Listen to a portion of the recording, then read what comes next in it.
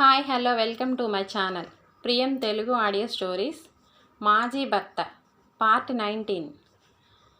ఈ స్టోరీలోనే ముగింపు కూడా ఉంటుందండి. ఈ స్టోరీ మీకు అర్థం కావాలి అంటే ముందు భాగాలు నా ఛానల్లో ఉన్నాయి, చూడండి. కథ కానీ మీకు నచ్చినట్లయితే please like, share and subscribe. ఈ స్టోరీ రాసింది, చదువుతున్నది నేనేనండి. మీరు కానీ నన్ను సపోర్ట్ చేస్తే ఇలాంటి మరిన్ని మంచి కథలతో మీ ముందుకు వచ్చేస్తాను. స్కూటీ మీద వెళ్తున్న మానసని ఫాలో చేస్తూ ఆఫీస్కి చేరుకుంటాడు సందీప్. అక్కడ కార్తిక్ ఏమైంది సార్, చెప్పకుండా వెళ్ళారు అని అడిగితే జరిగింది చెప్తాడు. ఓహో అలాగా, ఇప్పుడు పెద్ద మేడం గారు ఎలా ఉన్నారు సార్ అంటే బాగానే ఉంది, కొంచెం కొంచెంగా కోలుకుంటుంది అని ఆఫీస్ వర్క్లో వారిద్దరూ మునిగిపోతారు. రోజులాగా మానస తనకు క్యారియర్ తేలేదు. కార్తిక్ అడిగితే ఏమో సార్ వచ్చారని నాకు తెలియదు అంటుంది. కార్తిక్ లంచ్ ఆర్డర్ పెడతాడు, కానీ సందీప్ మాత్రం కొద్దిగా తిని చేతులు కడిగేస్తాడు. అది చూసిన కార్తిక్ మళ్ళీ సార్కి ఏమైంది అనుకుంటాడు. ఆ రోజు ఈవినింగ్ సందీప్ మానస రా వెళ్దాం స్కూల్కి అని అడిగితే నేను స్కూటీలో ఇంటికి వెళ్తాను అంటుంది. సందీప్ స్కూల్కి వెళ్ళి స్వీటీని తీసుకొచ్చి కొద్దిసేపు తనతో ఆడుకొని మానస ఏం మాట్లాడకపోయేసరికి తన ఇంటికి వెళ్ళిపోతాడు. ఆ నెక్స్ట్ డే కూడా సేమ్, ఒకరు కార్లో ఒకరు స్కూటీలో ఆఫీస్కి వెళ్తారు. లంచ్ టైం అయ్యేసరికి కొత్తగా జాయిన్ అయిన వర్ష సార్ని కలవాలని క్యాబిన్లోకి క్యారియర్తో వెళ్తుంది. అది చూసిన మానస ఇంకాస్త మండిపడుతుంది. లోపలికి వెళ్ళిన వర్ష సార్ మీకోసం లంచ్ తీసుకొచ్చాను అని అంటుంది. సీసీ కెమెరాలో మానసని గమనిస్తున్న సందీప్ కొంచెం నవ్వుకొని సరే వడ్డించు అని చేతులు కడుక్కొని వచ్చి కొంచెం టేస్ట్ చూసి మానస వండినట్లు లేకపోయినా మానసను ఉడికిద్దామని తనతో లంచ్ చేస్తాడు. కార్తీక్ అని పిలుస్తుంది మానస. ఏంటి మేడం అని అంటాడు కార్తీక్. ఆ వర్ష లోనికి వెళ్ళి గంట అవుతుంది, ఇంకా లోపల ఏం చేస్తుంది అని అడుగుతుంది. అదా, వర్ష సార్కి లంచ్ తెచ్చిందట అంటాడు కార్తీక్. లంచ్ ఎవరైనా గంటల కొద్దీ చేస్తారా, లోపల ఏం ముచ్చట్లు పెట్టారో వారిద్దరు అని అంటుంది. అయినా మా సారు శ్రీరాముడు సత్యహరిశ్చంద్రుడు అంటావుగా అని అంటుంది మానస. మా సార్ హైదరాబాద్లో ఉన్నప్పుడు శ్రీరాముడిలానే ఉండేవారు, ఇక్కడికి వచ్చాక ఆయన రకరకాల యాంగిల్స్ చూస్తున్నాను, ఏంటో అనుకుంటూ వెళ్ళిపోతాడు కార్తీక్. లోపలికి వెళ్ళిన వర్ష లంచ్ అయిన తర్వాత తీరిగ్గా బయటకు వస్తుంది. రోజు ఆఫీస్కి సంబంధించిన ఏ మీటింగ్ అయినా మానసను కార్తిక్ని తీసుకెళ్తాడు సందీప్. ఈరోజు వర్షాని కార్తిక్ని తీసుకెళ్తాడు. దాంతో కార్తిక్ మానస ఇద్దరు షాక్ అవుతారు. టైం సాయంత్రం 4:30 అవుతుంది. సందీప్ ఇంకా ఆఫీస్కి రాలేదు. మేఘన కార్తిక్ కూడా రాలేదు. మానస ఇంకేం వస్తాడు, ఆవిడ గారిని వేసుకొని వెళ్ళాడుగా అనుకొని తన స్కూటీ తీసి స్కూల్కి బయలుదేరుతుంది. అటు నుండి సందీప్ కూడా కార్తిక్తో వస్తాడు. స్వీటీని కారులో ఎక్కించుకునేసరికి మానస వస్తుంది. మానసని చూసి హాయ్ మమ్మీ అంటుంది స్వీటీ. హాయ్ అని ఇక మానస రిటర్న్ అవుతుంది. ఒక ఫోన్ చేయొచ్చుగా, అయినా ఆయన గారికి అంత తీరిక ఎక్కడ ఉంటుంది అనుకొని ఇంటికి వెళ్ళిపోతుంది. ఇంటికి వచ్చిన సందీప్, కార్తిక్ పాపతో ఆడుకుంటారు. మానస రుసరుసలు చూసి ఉదయం నుండి తనని బాధ పెట్టింది చాలు, ఇంకా తనని బాధ పెట్టడం ఇష్టం లేక తన వెనకాలే బెడ్రూమ్లోకి వెళ్ళి సారీ మానస అంటాడు. అయినా నీకెందుకు అంత కోపం, చెప్పకుండా వెళ్ళాననే కదా, అవతల మా నాయనమ్మని ఐసీయూలో పెట్టారంటే వెళ్ళాల్సి వచ్చింది, చెప్పే టైం లేదు అంటాడు. అక్కడికి వెళ్ళాక కొన్ని అర్జెంట్ పనుల్లో తీరిక లేదు. అయినా నువ్వు మాత్రం ఏం చేసావు, కనీసం మనిషి కనబడలేదు, ఎక్కడికి వెళ్ళాడు ఏమయ్యాడు అని ఒక ఫోన్ కూడా చేయలేదు. నీకు ఫోన్ చేయడానికి, నీ మీద కోపం తెచ్చుకోవడానికి నేనెవరిని అంటుంది మానస. ఓహో అలాగా, అయితే ఇదేంటి అని ఒక డైరీ తీసి తన ముందు పెడతాడు. ఇది నీకెలా దొరికింది అంటుంది మానస. ఆ రోజు నువ్వు ఫైల్ మర్చిపోయిన రోజు నేనే మీ ఇంటికి వచ్చి ఆ కబోర్డ్లో ఓపెన్ చేసినప్పుడు దొరికింది. అందులో ఏం రాశావు? సందీప్, ఐ లవ్ యూ అని, నిన్ను దూరం చేసుకున్నందుకు కుమిలిపోతున్నానని, ఇంకా చాలా రాసావు. అది కాదు, ఆ రోజు గుడికి వెళ్ళి నా పేరున అర్చన చేయించి ఉపవాసం ఎందుకున్నావు? ఎందుకంటే ఆ రోజు మన పెళ్లి రోజు. ఇవన్నీ ఏ హక్కు ఉందని చేశావు అని అంటాడు. నువ్వు మన బంధాన్ని తెంచుకోవాలని చూసావు, కానీ ఆ దేవుడు మాత్రం స్వీటీతో ముడివేశాడు. చూసావా? స్వీటీ నా కూతురు అని తెలిసిన రోజున నా ఆనందానికి హద్దులు లేవు. నేను ఎప్పుడూ దేవుడిని నమ్మను, కానీ ఆ రోజున నమ్మాలి అనిపించింది. దాంతో సైలెంట్ అయ్యి, అది నా పర్సనల్, కానీ నీకు నీ ఫ్యామిలీ ఉంది కదా అంటుంది మానస. ఉంది, అది కూడా త్వరలో క్లియర్ చేస్తాను. సరే కానీ నువ్వు ఇప్పుడు ఈ గొడవ ఆపితే నీకు ఒక సర్ప్రైజ్ విషయం చెప్తాను. ప్లీజ్ మానస, ప్లీజ్ అంటాడు. ఏంటది అని అంటుంది మానస. నీ ఫ్రెండ్ శ్వేత ఉంది కదా, తనకు పెళ్ళి కుదిరింది. అవునా? ఎవరితో అంటుంది. ఇంకెవరు, నీ ముందే ఉన్నాడుగా పెళ్ళి కొడుకు. అంటే ఎవరు? కార్తీక్నా? అవును. మరి పెళ్ళి ఎప్పుడు అంటుంది. పెళ్ళికి ఒప్పుకుంది శ్వేత, కానీ నువ్వు వస్తేనే పెళ్ళి చేసుకుంటుందట అంటాడు సందీప్. నేనా? ఎక్కడికి రావాలి అంటుంది. హైదరాబాద్. హైదరాబాద్నా? నేను రాను. ఏ? అక్కడ రమ్య ఉంటుంది, మన ఇద్దరి గురించి తెలిసిపోతుంది. ఓ, అదా నీ సమస్య? రమ్యనే నిన్ను తీసుకురమ్మన్నది. ఏం మాట్లాడుతున్నావు సందీప్? మన గురించి తనకి తెలుసా? అంతా తెలుసు. మరి ఎలా తను నన్ను రమ్మంటుంది? వస్తే నీకే అర్థమవుతుంది.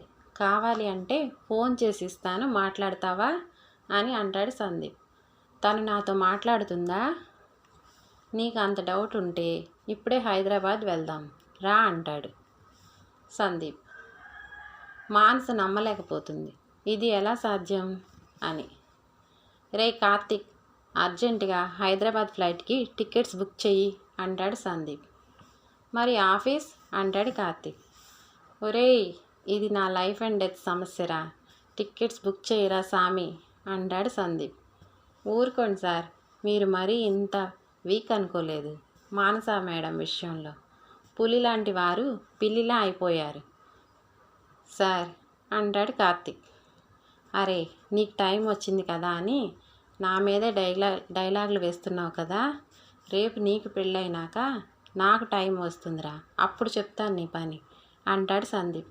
వద్దులేండి సార్, మీరంత పని చేయకండి, ఇప్పుడే టికెట్స్ బుక్ చేస్తాను అని సందీప్ చెప్పినట్లే ఆఫీస్కి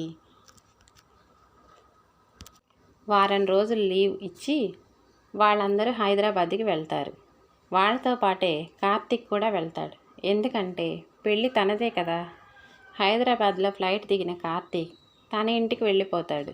సందీప్ తన ఇంటికి వెళ్తాడు మానసను తీసుకొని. ఇంటికి వచ్చిన సందీప్ని గుమ్మం దగ్గరే ఆపి వాళ్ళ ముగ్గురికి హారతి ఇస్తుంది రమ్య. అది చూసిన మానసుకి ఏం అర్థం కాదు. కుడికాలు లోపల పెట్టికి రామ్మ అంటుంది మీనాక్షమ్మ. అలాగే కుడికాలు లోపల పెట్టి, ఏంటి ఇదంతా, నాకు హారతి ఎందుకు ఇస్తున్నావు అంటుంది మానస. పెళ్ళయ్యాక నువ్వు నీ భర్తతో బిడ్డతో మొదటిసారి వచ్చావు కదా, అందుకే అంటుంది రమ్య నవ్వుతూ. నీకు బాధగా లేదా? ఎందుకు అని అంటుంది రమ్య. సందీప్ నీ భర్త కదా అంటుంది మానస. ఎవరన్నారు నా భర్త? ఇదిగో అని ప్రతాప్ను చూపిస్తుంది. సందీప్ వాళ్ళ నాయనమ్మకి బాగోలేదని వచ్చినప్పుడే ప్రతాప్కి బెదిరించి నచ్చచెప్పి వాళ్ళ ఇద్దరినీ కలుపుతాడు. అలాగే శ్వేతకు మానస గురించి చెప్పి ఇప్పుడు బెంగళూరులో ఉంటుందని, తను సేఫ్గా నా దగ్గరే ఉంది, నువ్వు కార్తీక్ని పెళ్లి చేసుకో, వాడు అమాయకుడు, నువ్వు ఒప్పుకోలేదని పెళ్ళే వద్దంటున్నాడు శ్వేత అని చెప్తాడు. ముందు నేను మానసను స్వీటీని చూడాలి అంటుంది శ్వేత. నువ్వు పెళ్ళికి ఒప్పుకో, మానసని నీ పెళ్ళికి నేను దగ్గరుండి తీసుకువస్తాను, ప్రామిస్ అంటాడు. శ్వేత సరే అంటుంది. అటు కార్తీక్ వాళ్ళ ఇంట్లో కూడా ఒప్పించి పెళ్ళి ఏర్పాట్లు చేయమని ముహూర్తాలు పెట్టించి బెంగళూరుకి బయలుదేరుతాడు సందీప్. రమ్య గురించి నిజం తెలిసిన మానస కళ్ళు తిరిగి పడిపోతుంది. పడిపోయిన ఆమెను ఎత్తుకొని, మీరేం కంగారు పడకండి, నేను చూసుకుంటాను అని అలా తనని ఎత్తుకొని తన బెడ్రూమ్కి తీసుకెళ్ళి మంచం మీద పడుకోబెట్టి నీళ్లు చల్లుతాడు మొహం మీద. మెలకు వచ్చిన మానస, సందీప్, ఏంటి ఇదంతా? రమ్యను నువ్వు పెళ్లి చేసుకోలేదా? మరి నాకెందుకు చెప్పలేదు అంటుంది. నేను చెప్తే నువ్వు నమ్మే స్థితిలో ఉన్నావా? నేను శ్రీకృష్ణుడని, డెవిల్ అని, రావణాసురుడని నాకు బిరుదులు ఇచ్చావుగా. నీకు నా మీద నమ్మకం కలిగినప్పుడే ఎవరితో చెప్పించాలో వారితోనే చెప్పించాను. ఇప్పటికైనా నమ్ముతావా నేను శ్రీరాముణ్ణి అని? అనగానే, మరి రమ్య నిన్ను అంతలా ప్రేమించింది కదా? అవును, ప్రేమించింది. మా నాని చిన్నప్పటి నుండి తనకి నేనే తన భర్తని అని చెప్పి పెంచింది. అందుకే తను నన్ను ఇష్టపడింది. కానీ నేను రమ్యకు చెప్పాను, నా మనసులో మానస తప్ప ఎవరూ లేరు, రారు. మా ఇద్దరికి పెళ్ళి కూడా అయిపోయింది. అంటే తను కొన్నాళ్ళకి రియలైజ్ అయ్యి ప్రతాప్ని పెళ్లి చేసుకుంది. కానీ ప్రతాప్ దుర్వ్యసనాల వల్ల అతన్ని వదిలిపెట్టి వచ్చి తన బిడ్డతో సహా ఇక్కడే ఉండేసరికి చూసేవాళ్ళు తప్పుగా అర్థం చేసుకున్నారు. అది విన్న నువ్వు కూడా అలాగే అపార్థం చేసుకున్నావు అంటాడు సందీప్. అంతా విన్న మానస తను ఎంత తప్పుగా అర్థం చేసుకొని తను బాధపడి సందీప్ని కూడా బాధ పెట్టానని వెక్కి వెక్కి ఏడుస్తుంది. దాంతో మానసను హత్తుకొని, ఊరుకో మానస అని ఓదారుస్తాడు సందీప్. ఈరోజు, హలో మేడం, ఈరోజు రాత్రి కార్తీక్ శ్వేతల పెళ్ళి. ఈరోజు నా వాళ్ళందరికీ నిన్ను నా భార్యగా పరిచయం చేయాలి అనుకుంటున్నాను. నువ్వు ఇలా ఏడుపు మొహంతో వస్తే నా పరువు పోతుంది. సందీప్ అంత అందగాడు ఏంటి ఇలాంటి అమ్మాయిన పెళ్లి చేసుకుంది అని నన్ను ఎగతాళి చేస్తారు. ఆ మాటకు మానస నవ్వుతుంది. మానస తన హ్యాండ్ బ్యాగ్లో నుండి ఒక కవర్ తీసి సందీప్కి ఇస్తుంది. ఏంటిది అంటాడు సందీప్. నీకోసమే డ్రెస్, ఒక రింగ్. బర్త్డే పార్టీ అయ్యాక ఇంటికి వచ్చాక ఇద్దామని అనుకుంటే నువ్వు లోనికి రాకుండానే వెళ్ళిపోయావు కదా అంటుంది. ఓ అదా, పార్టీలో నీకు రింగ్ పెట్టానని ఇంటికి వచ్చినాక నువ్వు నాకు క్లాస్ తీసుకొని నా హ్యాపీ మూడ్ అంతా స్పాయిల్ చేస్తావని అటు నుండి అటే వెళ్ళిపోయాను అంతే. సరే, సాయంత్రం పెళ్ళికి ఈ డ్రెస్ వేసుకో అంటుంది మానస. దానికి వేరే ముఖ్యమైన అకేషన్ ఉందిలే, అప్పుడు వేసుకుంటాను అంటాడు సందీప్. ముఖ్యమైన అకేషనా? అది ఏంటి, ఎప్పుడు, ఎవరిది అని అడుగుతుంది మానస. అది పక్కన పెట్టు. సర్లే కానీ మనం మళ్ళీ పెళ్లి చేసుకుందామా? ఎందుకు? అప్పుడు కట్టారుగా నా మెడలో ఈ తాళి, అంత పెద్ద కూతుర్ని పెట్టుకొని మళ్ళీ పెళ్ళా అంటుంది మానస. ఆ పెళ్ళి మనకు కలిసి రాలేదు మానస, ఈసారి రిజిస్టర్ మ్యారేజ్ చేసుకుందాం అంటాడు సందీప్. సరే మీ ఇష్టం అంటుంది. ఏంటి మానస, అడగగానే ఒప్పేసుకున్నావు అంటాడు. మీ మాటలు నమ్మక చాలా ఏళ్ళు నష్టపోయాను. ఇక మీరేది చెప్పినా వింటాను అని అంటుంది. దాంతో తన నుదిటిపై ఒక ముద్దు పెట్టుకొని, జీవితాంతం మనిద్దరం ఇలాగే కలిసి ఉండాలని అంటాడు సందీప్. కింద స్వీటీని దగ్గరికి తీసుకొని తనతో ఆడుకుంటూ ఇది తింటావా అది తింటావా అని అడుగుతుంది మీనాక్షమ్మ. అసలు మీరంతా ఎవరు అని అడుగుతుంది స్వీటీ. నేను మీ డాడీకి నాయనమ్మని అంటుంది. మా డాడీనా? ఎవరు అంటే నువ్వు బడ్డీ అంటున్నావే ఆయన అంటుంది. మరి మమ్మీ ఎప్పుడు చెప్పలేదు, బడ్డీ కూడా చెప్పలేదు అంటుంది స్వీటీ. మీ మమ్మీ డాడీ ఎప్పుడు గొడవ పడతారు కదా, అందుకే మీ మమ్మీ చెప్పలేదు, మీ డాడీని కూడా చెప్పనివ్వలేదు అంటారు ఆమె. ఓహో అలాగా, అవును వాళ్ళిద్దరు ఎప్పుడు గొడవ పడుతూనే ఉంటారు అంటుంది స్వీటీ. ఈలోగా సందీప్ మానస కిందకి వస్తారు. మానస మీనాక్షమ్మ గారి కాళ్ళ మీద పడుతుంది. నన్ను ఆశీర్వదించండి అని.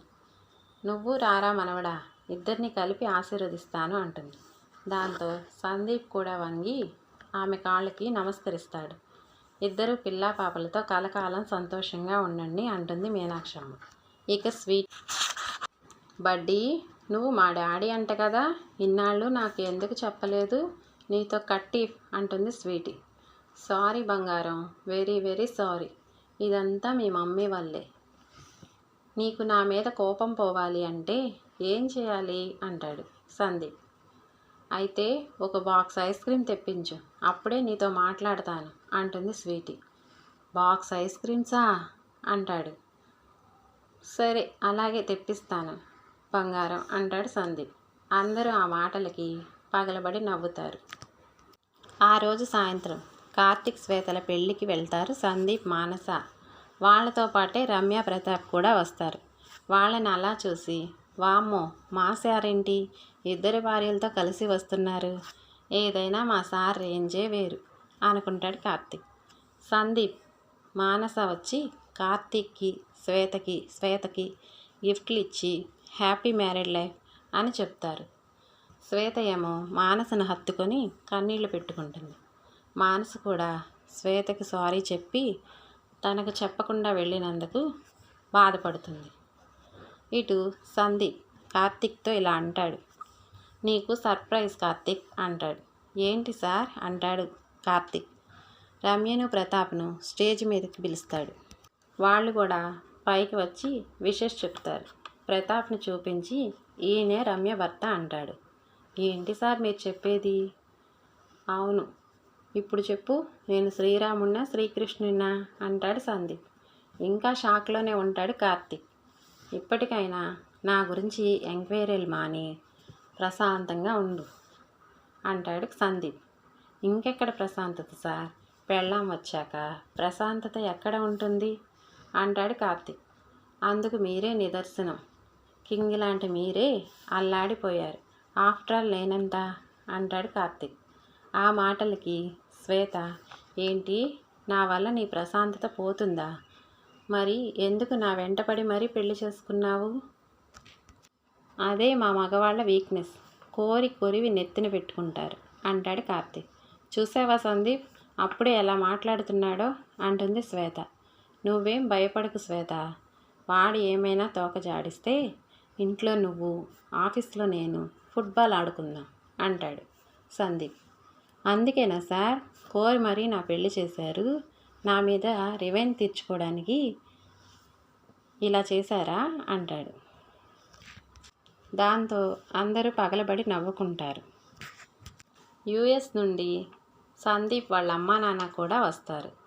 తమ కొడుకు ఎప్పుడు పెళ్ళికి ఒప్పుకుంటాడా అని 1000 కళ్ళతో ఎదురు చూస్తున్న వాళ్ళకి ఈ శుభవార్త వినగానే వెంటనే వచ్చేస్తారు. ఒక మంచి శుభముహూర్తాన సందీప్ మానసలు ముఖ్యమైన వారి సమక్షంలో రిజిస్టర్ ఆఫీస్లో సంతకాలు చేసి దండలు మార్చుకుంటారు. దాంతో ఇటు మానస సందీప్, అటు శ్వేత కార్తిక్, రమ్య ప్రతాపులు ముగ్గురు కథలు సుఖాంతమయ్యాయి. ఈ స్టోరీ ఇక్కడితో కంప్లీట్ అయిందండి. మళ్ళీ కొత్త కథతో మీ ముందుకు వచ్చేస్తాను. మీరు నా ఛానల్ని సబ్స్క్రైబ్ చేసుకుంటే నేను స్టోరీ పెట్టగానే మీకు నోటిఫికేషన్ వస్తుంది. Thank you all, by by.